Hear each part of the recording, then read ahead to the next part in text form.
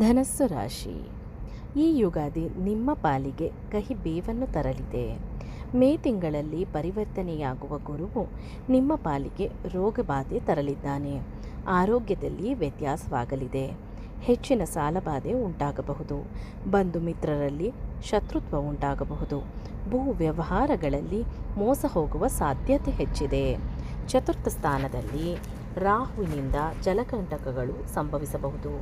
ನೀರಿನ ಬಾಧೆ, ನೀರಿಗಾಗಿ ಕಲಹಗಳು ನಡೆಯಲಿವೆ. ಪ್ರಯಾಣದಲ್ಲಿ ತೊಂದರೆ ಎದುರಿಸಬಹುದು. ವೃತ್ತಿಯಲ್ಲಿ ವಿಘ್ನ ಉಂಟಾಗಬಹುದು. ಅಂದುಕೊಂಡಿದ್ದೆಲ್ಲ ಪೂರ್ಣವಾಗದಂತೆ ಹಾಗೆ ಉಳಿದು ಬಿಡಬಹುದು.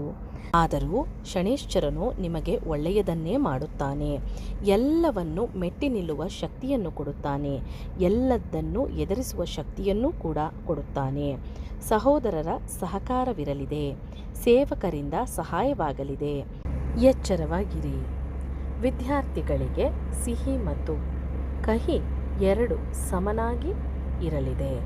ಪರಿಹಾರ: ಗುರು ಪ್ರಾರ್ಥನೆ ಮತ್ತು ಗಣಪತಿ ಪ್ರಾರ್ಥನೆ. ಶುಭರತ್ನ ಪುಷ್ಯರಾಗ ಮಾಣಿಕ್ಯ. ಶುಭ ಸಂಖ್ಯೆ 9. ಶುಭವರ್ಣ ಹಳದಿ ಕೇಸರಿ.